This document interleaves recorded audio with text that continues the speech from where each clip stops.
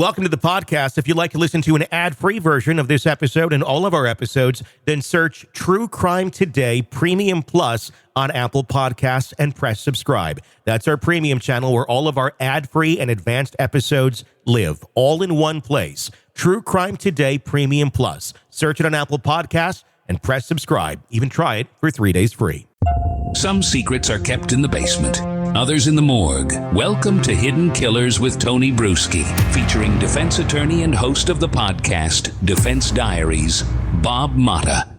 The New Orleans terrorist attack and the attack that appears to be somewhat connected at the very least in Las Vegas at the Trump International Hotel is what we're talking about right now. There's a lot of questions still as of the point of this recording. So take it for that. We're going to talk about things that we know at this level right now. Bob Motta, defense attorney, joining me to discuss. I guess my first question, Bob, as a defense attorney, excuse me, both of these, the suspects, the ones who did this or, physically executed it, are dead. Obviously, they are still looking for other connections, other people who may have been involved in this.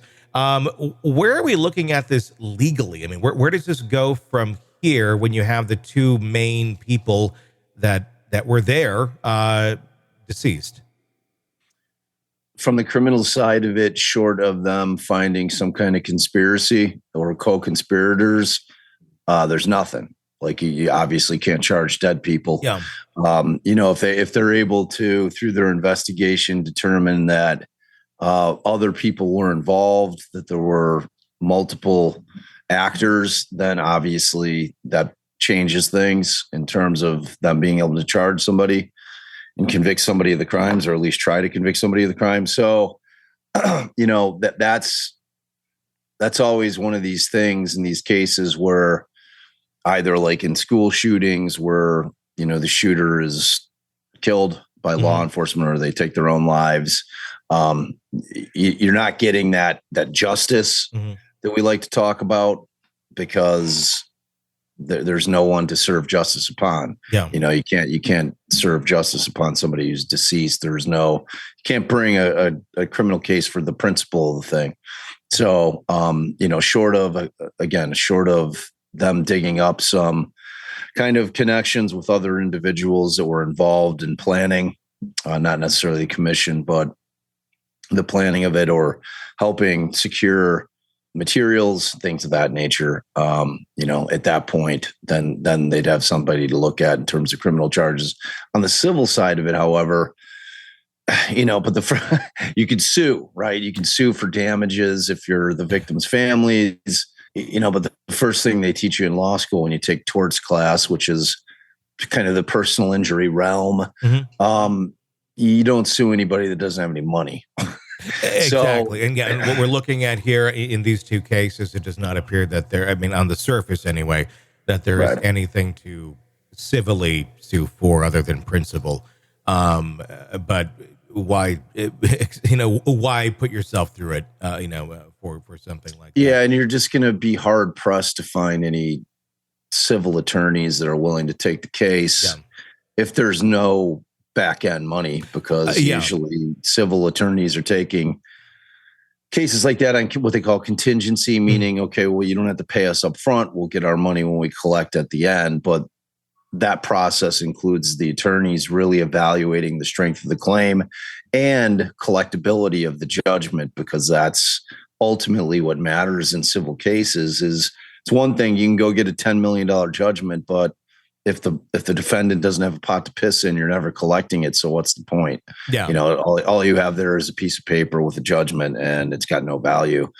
So, sadly, there's a likelihood that this thing kind of like dies with the perpetrators. Obviously there's a lot more to talk about with it in terms of motivations and ramifications of what happened. But I'm sure we're going to chat about that next. There's a lot to come. And whenever you're listening to this, whenever you're viewing this, there will certainly be more developments. There's a bit of a delay between us recording and then it comes out. But as of right now, I want to talk about the similarities between the two attacks. The one that was done at the Trump Hotel in Las Vegas, and also obviously New Orleans. And the similarities that we have between the two, we're trying to figure out, is there a connection here? Well, they were both in the U.S. Army and both stationed at Fort Bragg for an overlapping period of time. That's the only time we can physically, on a timeline, kind of overlap a thing. These are huge bases, so everybody has to put that into mind if you've never been on a base. It's a city, basically. So to say, oh, this person knows that person, that's not necessarily how that works. That, and they got the car from their vehicles from the Toro app. Beyond that, what's your thoughts here? Is there a connection? Obviously there's no coincidences, sometimes. And we have two coincidences already in this.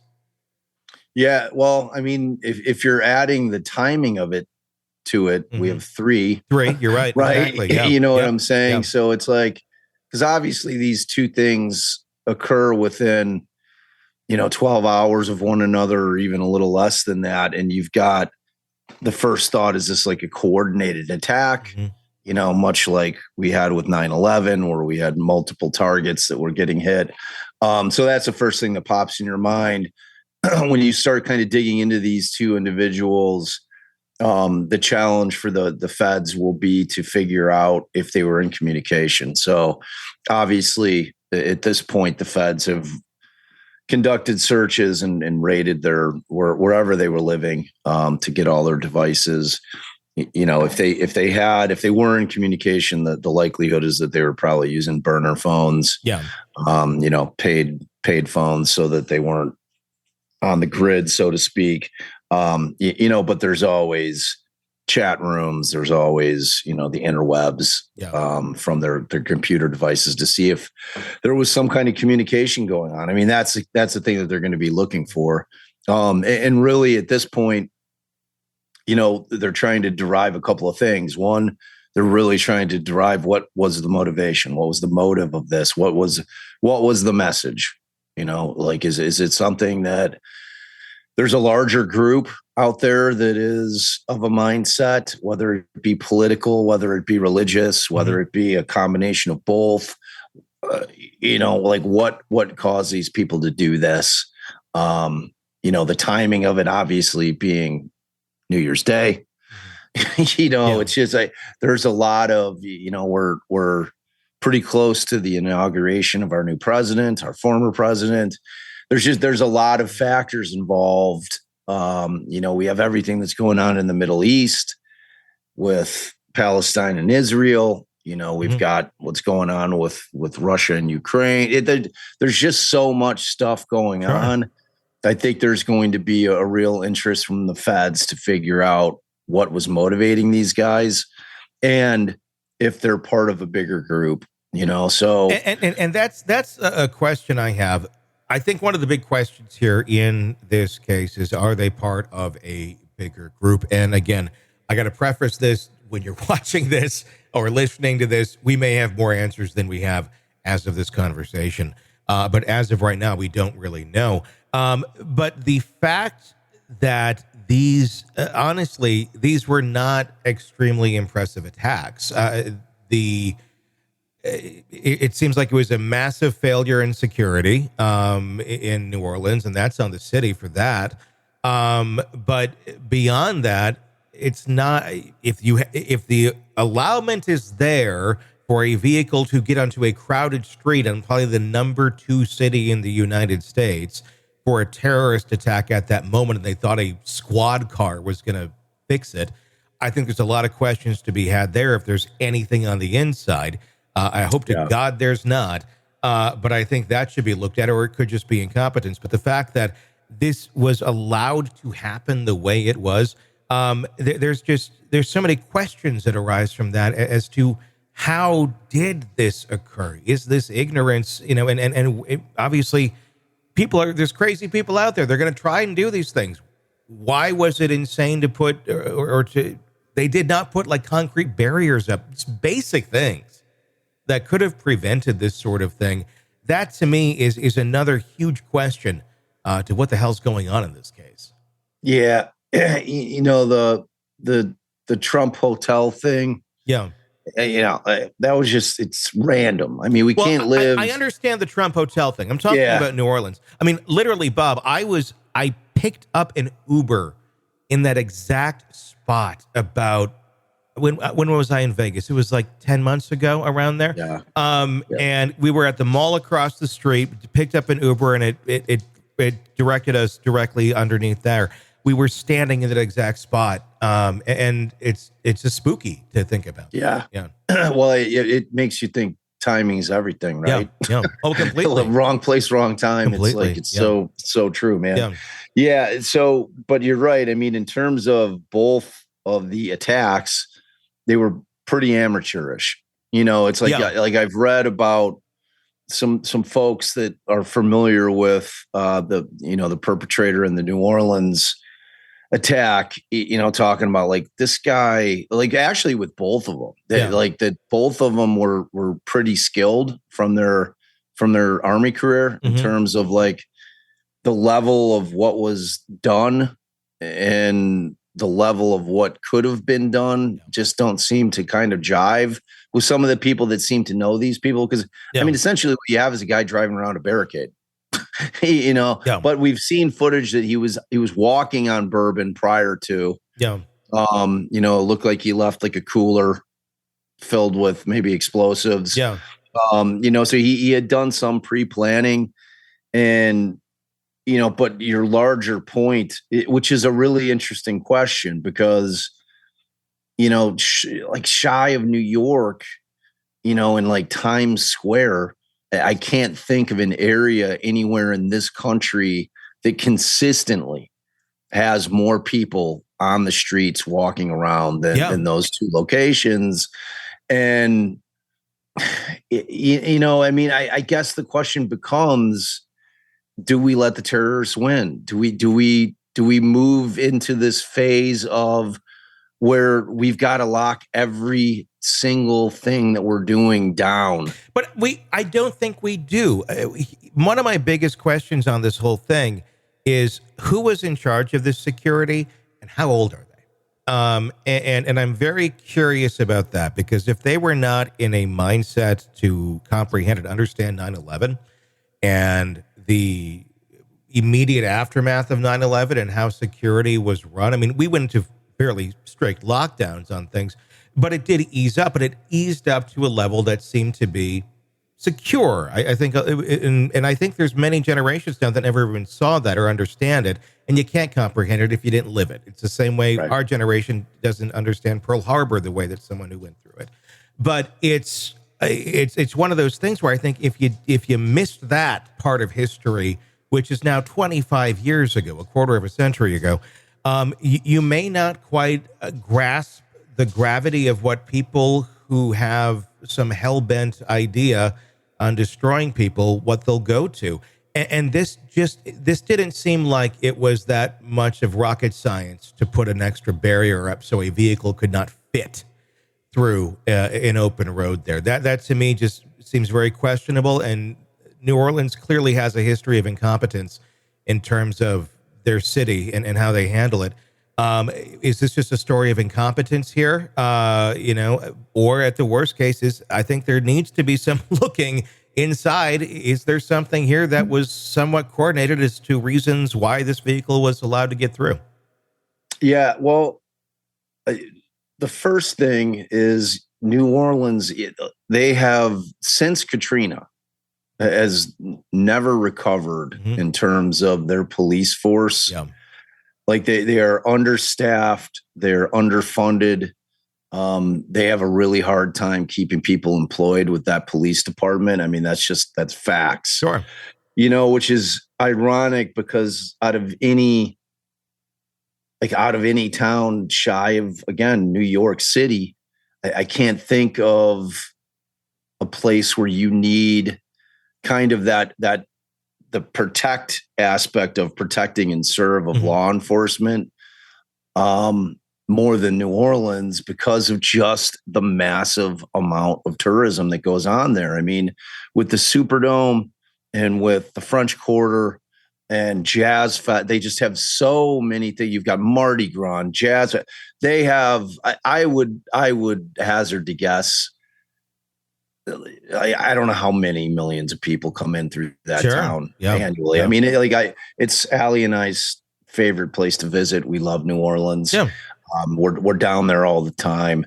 And it gives you pause. I mean, I don't want to say this to be insensitive, but I mean, we're there so much that you'd never catch us dead on Bourbon Street. That's for like the first timers or like tourists that are kind of hitting New Orleans for the very first time. Sure. It's like Times Square, basically, where it's like, this is the tourist zone. Yeah. You got to hit it. You got to get your hurricane at Pat O'Brien's. You got to do all the things that, you've always heard about New Orleans. Right. So like from that aspect of it, like, I don't know that it's incompetence as much as it really boils down to, they just got too comfortable. Yeah. They had gone a very, very long time without having any kind of with huge amounts of people coming in for all kinds of things, whether it be sporting events, whether it be music events, whether it be Mardi Gras, whether it be, I mean, and that's exactly where we were at 9/11 as well. Exactly. We were too comfortable. And I feel like this it should be a wake up call of being too comfortable. Again, going back to those of us who've seen that in the last 25 years, I think we have gotten too comfortable. I mean, it was too heavy, then it was kind of okay, and now it's like, are we even paying attention anymore? Right, we've slipped back into complacency a little bit, and and it's like we see it everywhere, though. Yeah, completely. You know what I mean? This is not a distinctly American problem. No, I mean, we're seeing these attacks. Generational. This is how this works. Yeah, exactly. So like the question with that 9/11 conversation is interesting, because with that, we're talking about essentially hijackers that were able to make their ways onto planes, with weapons of as crude as they were enough to get the job done, to get those planes under control. Like that is an easier solution to me, because you have an ability in airports to be able to say, all right, this is what we're going to do from now on. Like, I mean, in terms of passenger lists, we've always had that in terms of knowing who was flying. Yeah. But in terms of people being able to walk in willy-nilly to an airport, like you said, my kids know nothing but that. Yeah. Like you and I lived a very different life prior to 9/11. Yep. There was no security in the airport. And, I used to go hang out there in high school and watch the planes and like get the Burger King at the thing and just hang out, and, like nobody cared. It was a totally different world at that point in time.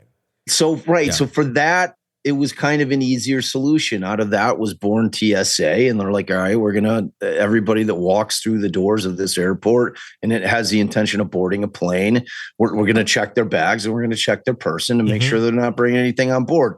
Easy. Because you have people contained in an area. Same kind of with sporting events. That was one of the same things. You're not going to go into a sporting event that doesn't have metal detectors, that you're not getting a body scan, that you're walking in and they're doing face recognition these days. All those things are implemented. The question becomes, for a situation like parades or just places that are populated on a daily basis, there's never going to be a day once things get back to normal in New Orleans that there aren't tons of people walking around on Bourbon Street and the French Quarter, so what do? Do you gate it off now, and do you force people to pay an admission to get into the French Quarter in order to? I don't think you need that. I think because like put basic barriers up they didn't have. But if there's a will, there's a way. There is. You know what I'm saying? You can put up 3 concrete barriers. Yeah. And if this dude wanted to get through, he was getting through. Or he's not coming in off of Canal Street. You'd have to barrier the entire. That's what I'm saying. Well, we'd have to a lot of places do that. Nashville does that. You go to where else am I thinking? Now Yeah, but Nashville's still those same shitty metal barriers that like you could just plow through if you're in a F-250. Yeah. Like I'm not seeing the concrete. You know what I'm saying? It's also another area that also does have it blocked off. I mean, it's just not. We're talking about concrete, or there's some really basic things that really would be a simple solution. They always do have Bourbon blocked off, but they I've been there. I've been to New Orleans. I know, but the fact that somebody thought that night it was okay to just block it with a police car, that's the scary thing. And I mean, to me, a police car's probably a little more sturdy than a blockade. But you know what I mean? I don't know. I know. I hear what you're saying. I just don't know what the fix is, man. I don't know. I just think competence is the fix. Competence is going, this is a major event. There is no question these barriers need to be up by this time. We cannot have a temporary fix that night. This is a major night. And if we have to go get something in here to put up concrete barriers, then go and do that. I mean, it's not rocket science. It's just simple. Every night is a major night on Bourbon Street. But that is a major attention item. That's why it was done that night. I don't know if it was all the time. I don't I haven't seen like pictures that showed me that there were any more people on Bourbon than there are on an average day. But then just have it up, period. There should never, ever, any night of the year ever. That's what I'm saying. We make it gated. Exactly. Like, period. You can get in and you can get out easily, but you have to kind of control a crowd because that's unfortunately where we're at. One more thing on this, and I know we've been talking about this now. Yeah, I think we could talk about this forever. Yeah. So wait, but before you jump onto the next thing. No, I got one more thing on this too, but you go ahead. All right. So I want to ask you if we have this situation where we've got to try to figure out preventative measures, right? Mm-hmm. That's what you're talking about. You're talking about having preventative measures in place at all times. Yeah. Because like we're always going to get complacent. Like if there's no attack for a decade, we're going to be like, oh, yeah. And then we forget about why we have those measures in place. Right, exactly. They're not convenient. Like I think the bigger question, this might be leading into what you're going to ask. How much of it is really going to boil down to government intrusion into our shit? Meaning Patriot Act type of invasion into our communications with one another, to where everything that we're doing and saying, which it already is, it's all on the already grid. There. That's the thing. Like all those things already exist, whether they, because like did you read? I thought I read something that they were aware of this guy ahead of time. Now I don't know if somebody misspoke. I thought I heard something in one of the pressers right after it that they were aware that this dude was a threat. No, to my knowledge, I did not hear that. It's no way to say that that's not out there. Then I just didn't see it. But this is, I mean, the most shocking thing to me on this is, did you see his real estate video where he's talking about? That's one of the crazy things about this to me. You know, you think of the 9/11 hijackers; they came from Saudi Arabia. They were radicalized over there. This guy was born in Texas. He was born in Texas. He was in the army. He served his country for a huge chunk of his life, and then somehow was radicalized to go and do this. I mean, that's the shocking thing. But I think, honestly, in the case of this guy, I'm almost thinking more mental break here than true radicalization, as we think of terrorists, I guess, as a whole or in general. This guy just does not seem to fit the profile of any of this other than a severe mental break, but that may just be it. I mean, and that's my other point here, is the lack of expertise in any of this stuff. Yeah, he flew an ISIS flag. Does that mean he's part of ISIS? No, it does not. It means he may sympathize with them, but that was my first question is this truly an ISIS attack, or is this some nut job that somehow found, semblance or some sort of community with ISIS? And as of now, I think that's probably what we're looking at, probably encouraged wherever he was communicating with people. But this is just such a weird guy, and I'm wondering if the other guy is connected too, and just kind of, the community that we have now where things are unquestioned, You can go find, whenever he's having a mental break, let's go find community and make it a thing. I think that enables this sort of shit in different parts of the country, which is maybe what we have going on here. Yeah, no, I think there's no question about it. Because you get like a real Timothy McVeigh vibe from both of these dudes in the sense that they were both military guys, both Americans, domestic terrorism. And, you're trying to figure out why always. Yeah. And I happen to think that you hit the nail right on the head. I think without question, both of these guys were suffering from mental illness. I mean, you have to like try to sit for 1 second, and it is so hard. And I'll tell you this, Tony, as a criminal defense attorney, to convince people that mental illness is actually a thing. Yeah. Because people that have never experienced it in their lives, whether it be personally or whether it be with a loved one or a close friend or what have you, just have a tendency to kind of think it's bullshit. Yeah. Which is so fucked up. I know. It's so fucked up. I hear you. Because but like we're going to find out, and it's becoming more and more evident every day that passes. And I hate to tell you, man, this shit ain't helping. And I'm not talking about, and I'm holding up my phone for those of you listening on the pod, the devices. And I'm not saying it's like social media. What I'm saying is, I think we're literally our minds are being destroyed by like waves and like radiation. Like there's radiation constantly pumping out of these devices. Like when your phone is getting hot, it's literally radiation coming off your phone. Yeah. Like I just think that the mental illness is going to get worse and worse as we progress with everything turning into technology, as opposed to just kind of like getting back to basics, bare bones, fire, food. I think we're going to go back to that, because it's like now the computers can think for us. Well, and that's the thing, man. and like that thing is like, my position on that is coming. It's here, and it's only going to get scarier in terms of what it's capable of doing.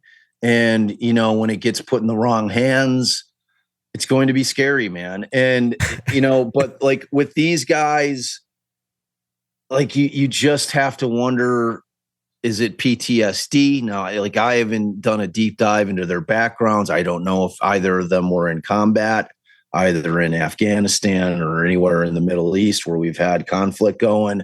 I don't know. I mean, that's an easier way to look and say, all right, well, clearly, these guys are trained to kill, and then they're put in a situation where they actually are going and killing. Yeah. Like like people that just kind of look at it in a way that they're watching war movies and they're like, geez, that seems super scary, and not really kind of trying to put themselves in the shoes of somebody who is sent over into battle, and the horrors of that. And, the one that was in the New Orleans driver, he was deployed to Afghanistan in 2009. Yeah, that dude's got PTSD like a mofo. If it was combat, I don't know though. We don't. It doesn't like out there. That wasn't like a straight up like Vietnam WW2 war. That was driving out peacekeeping missions, getting shot at, getting blown up, like all the things that were going on with Afghanistan. It was a much different circumstance. Yeah.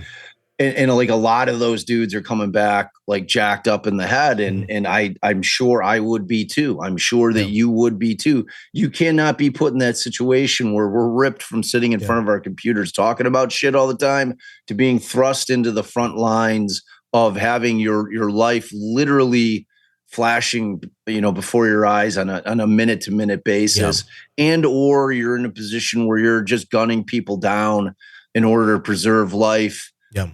And that moving into such a part of your brain where you're desensitized to what you're doing, because I mean, we're all taught to believe that murder is criminal, that murder is evil, and it's like we're somehow justifying it because there's a fight about oil or religion or whatever the case may be.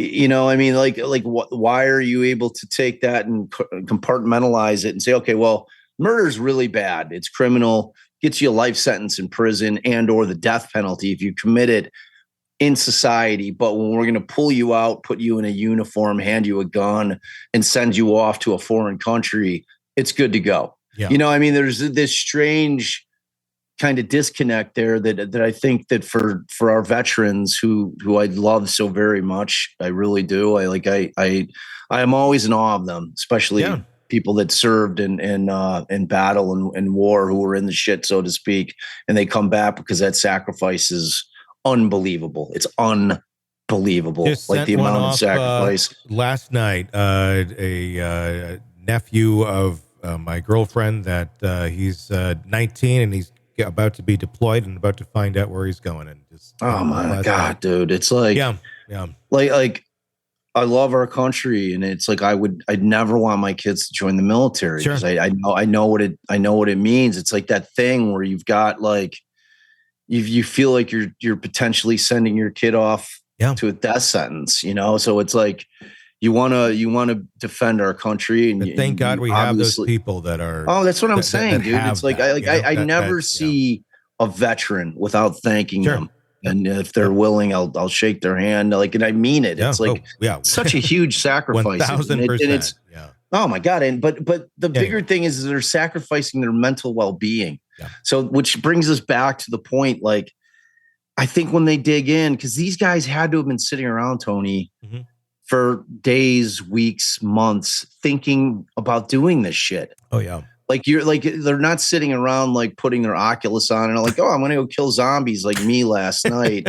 They're sitting around in their basement, probably with like a fucking police scanner on, like just sitting there, like making homemade bombs and just like thinking about like killing people, like on a massive scale. And you're like, you just have to try to sit there and think about like, my God, like where has it gone wrong with that person to where like they've got like no kids, like there's no family. They're like, where is, well, and that's where it goes back to, I think, the lack of the expertise in all this. Like we're talking, there was fireworks in one of them. Like no one who's seriously trying to blow something up or has any understanding of reality is going to think going to Uncle Sam's fireworks and loading up on, the 4th of July shit is going to blow up a build. I mean, it's amateur hour. It's so the both of them were amateur hour. Number one, it was amateur because they could get through as easy as they did. Anyone could have done that if they wanted to. But then number two, he had all these other, IEDs, quote unquote, sitting around apparently, but none of them went off. He didn't have any real true plan of how he was going to do it or when. It was just complete chaos, even on that part. And that's where it feels like this is so much more of a mentally ill person who's somehow found themselves in that place in our country as being an American citizen. This is a different type of terrorist here, because this is not even ideological like Timothy McVeigh, where they sat there and this is how they see, this is their life. This seems like somebody went nuts and something snapped somewhere very quickly, and it went to amateur hour terrorist. And it's scary because we're starting to see more of this. How many other amateur hour terrorists are there going to be? And they can do a lot of damage really, really quick with amateur hours still. Thousands and there are so many people. So I say it all the time. Like I was 20 plus years in the criminal justice system, and I'm telling you that 90% of perpetrators were either suffering from mental illness and or addiction to either alcohol and drugs or both. Sure. Like this is not rocket science. No. And the problem with that is that the government's solution to this, prosecutors' solutions to this, is to stick people in prison, as opposed to, if we had as many treatment facilities as we did prisons, and we were trying to get people better instead of just throwing them in a cage and letting them rot and letting them fester and then letting them come out 10, 15 years later. So that's a whole other conversation. It's a whole nother thing. I want to do a documentary on that, actually, about the whole the mental health system and the state mental facilities that all went to hell in the 80s. Yeah. It all boils back to that, though. Yep. Like it's like this isn't a hard thing to figure out, like what's gone wrong here. And if you're wondering if there's a shit ton of dudes sitting in their basement, like just building up to this point where they're able to go out there and do what they're thinking about doing and probably have been thinking about doing for months or years. Yeah, there's a ton of them. Dude. Yeah, and like I don't know how you stop it. If it's the lone wolf guy who's not communicating with anybody. Yeah. It feels like the water is at the boiling point, and that's the scary part with this. Yeah, we're in dangerous times, man. Welcome to the podcast. If you'd like to listen to an ad-free version of this episode and all of our episodes, then search True Crime Today Premium Plus on Apple Podcasts and press subscribe. That's our premium channel where all of our ad-free and advanced episodes live, all in one place. True Crime Today Premium Plus. Search it on Apple Podcasts and press subscribe. Even try it for 3 days free. Let's be honest. Nothing kills the thrill of a good murder mystery like a commercial for laundry detergent. It's like someone slapping a closed sign on your favorite dive bar. But you're not here for that, are you? You're here for the good stuff. So ditch the ads and upgrade to True Crime Today Premium Plus on Apple Podcasts. With True Crime Today Premium Plus, you get your crime straight. No chaser. Commercial free with extended interviews and early access. It's like getting the bartender's special when the bar's already closed. Search for True Crime Today Premium Plus on Apple Podcasts. Subscribe and drink it all in.